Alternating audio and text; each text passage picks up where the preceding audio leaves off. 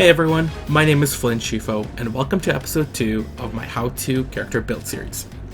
First, I wanted to thank you guys so much for all the awesome comments and warm reception to my first video featuring my favorite hero castle. Today's guide is going to feature our favorite bird, Naila, and I will focus on both the PvP and PvE side. As always, keep in mind that these are only a few ways in which you can build Naila herself.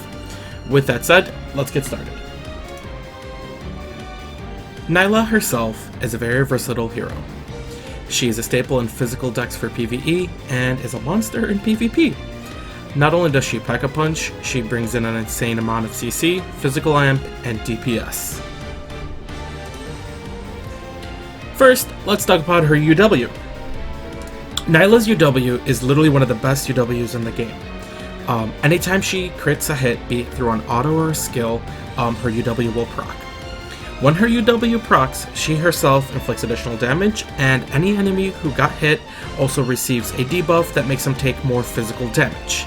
That alone right there makes it a must-have for all physical comps. This brings up the topic of stats. So, how do we build Naila? Let's talk PvP first. The main first stat to focus on is crit. Remember that our UW needs crit to proc. I built my Naila with 850 crit. I get the additional 150 that I need from the Priest T2 crit perk. And that brings her to a perfect 1000. After you get your desired crit stat, next literally becomes the question of, do you want to build her as a sub DPS or do you want to build her as a DPS? The difference is really simple. Either she's going to be your support or she's going to be your main dealer. If you plan to make her your main dealer, you'll need to stack a bit of crit damage, along with obviously attack and attack speed.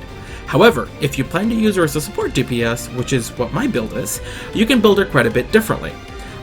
So to answer that particular question, if you're going with a DPS build, you literally go with a general DPS build. Crit damage, attack speed, and obviously the crit stat itself. In my particular case, after I hit my target crit stat, I literally stacked HP and CC resist. As you can see, with my 5-star UT, I am rolling in at around 12 mil HP. And my second stat that I focused on was CC resist. Now, let's talk about why I went CC resist. CC wins games. If my Naila causes enough disruption while ignoring the CC of my enemies, you literally have your win in the bag. In my particular case, with her disruption, she lets castle proxy quickly, and they both bring the smackdown. After CC resist, I added in a bit of penetration to help burst down paper heroes like machinists, wizards, archers, and the like. My Naila can generally take them out without the help of my main DPS. She can also finish off priests and heroes with unoptimized gear. With NA's glaring meta, I had to add some physical toughness to complement her T perks. We'll get to that in a second. Finally, you want your PvP Naila to be fast. A fast Naila is a powerful Naila. To complement her T perks, I added 2 lines of attack speed and a good amount of MP per attack so she can get the match started off quickly. Now that I've kind of explained my stats, let's talk about T perks. When it comes to T perks and how to you gear for PvP, you have a lot of options.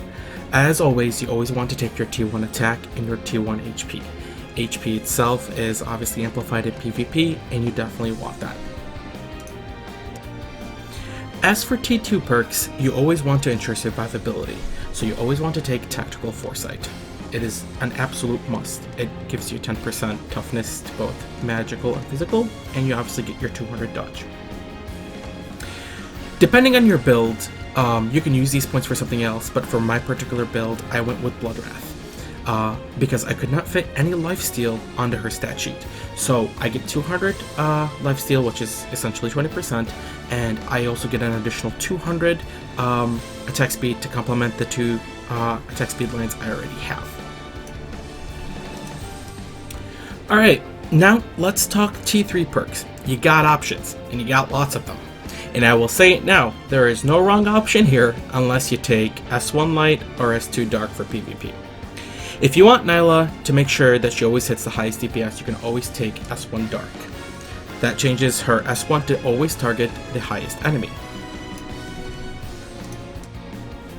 The only downside to S1 Dark is if your enemy has proper bait build. However, that is a trend that is quickly falling out of style, especially with double DPS meta. If you have mana issues, you can always take S2 Light, which decreases the cost of S2 by 1 mana.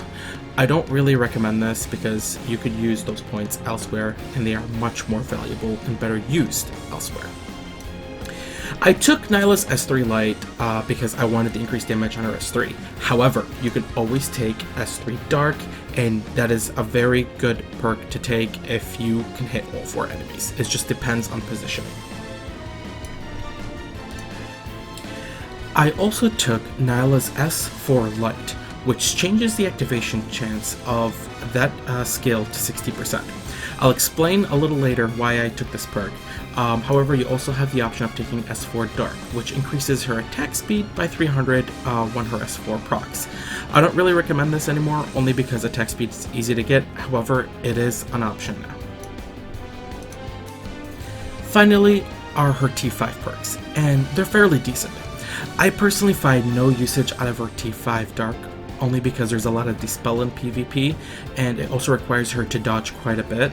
And when I'm not using her as main tank and she wants to choose a support DPS, I just don't see very much usage in T5 Dark.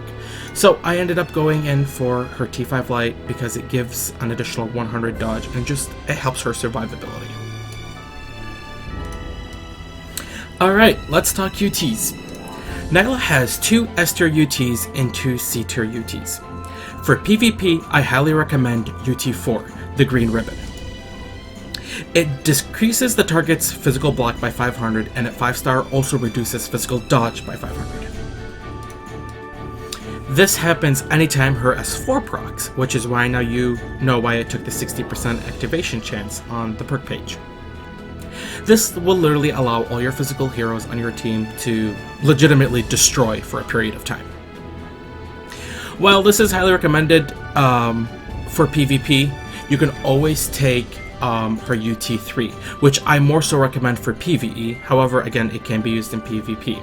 And this reduces the skill cooldown on S3 by 30%, and at 5 stars, it gives you 25% more amp. As for her 2 other UTs, I really do not recommend them unless they're your only options. I find absolutely no benefit with those other 2 UTs compared to Tempest Pride and the Green Ribbon. Lastly, let's talk about artifacts. There are a few good artifacts that are good on Naila. I will name 2 and let your imagination work on the rest. First and foremost is the Solar Stone. And the reason Solar Stone is really good is because it can actually crit. And since it's an AoE attack, Naila will be able to crit her UW on literally all the enemies around her. So that UW effect literally becomes AoE. I legitimately classify Solar Stone as an S tier artifact on Naila because, again, of that UW effect. I will let you determine if that's good or not, but here's the hint, it is really good. My personal favorite artifact though on Naila is Bracelet of Light. With this artifact, I actually don't have to worry about building accuracy or debuff accuracy to make sure that my attacks hit and my CCs hit. Keep in mind that this artifact is best used for PvP, and 99% of PvE has no enemy dodge, so Bracelet of Light is probably only really good in PvP for her. Alright, now we're almost done. Let's talk about PvE. Quite a few patches ago, Naila received a lot of buffs, and that literally increased her PvE status to what I consider S tier, especially for physical teams. While I won't get into all the nitty-gritty details, I will give you the basic layout.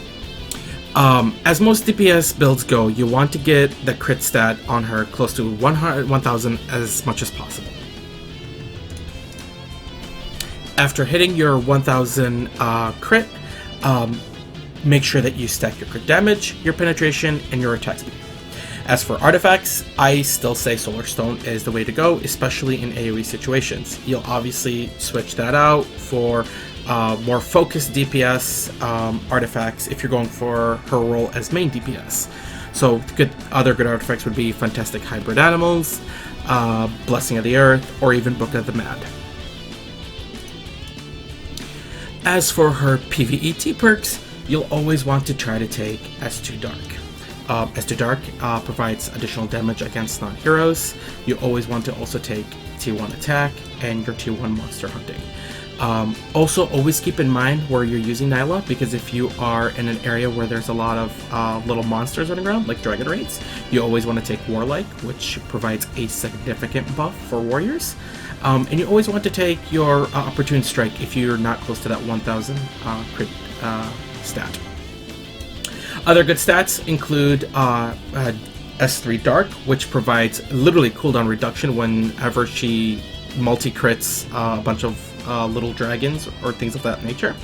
And it's never a bad idea to always take Tornado Strike Light, because obviously her S4 does always provide additional amp whenever it hits or whenever it procs.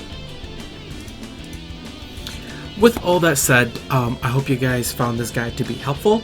And I hope you guys will forgive me for not providing a montage video like I did with my Castle one. It wasn't going to be much different because Naila and Castle are both staples in my PvP team.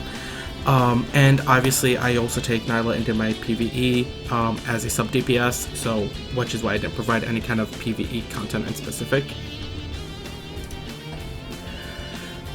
I hope you guys enjoyed this episode, and I look forward to kind of hearing all your amazing feedback. And if you guys want to see my teams in action, go ahead and give me a follow on Twitch. I try to stream at least once a week, and I provide League of Victory, League of Honor, and I do duels with various other NA peeps.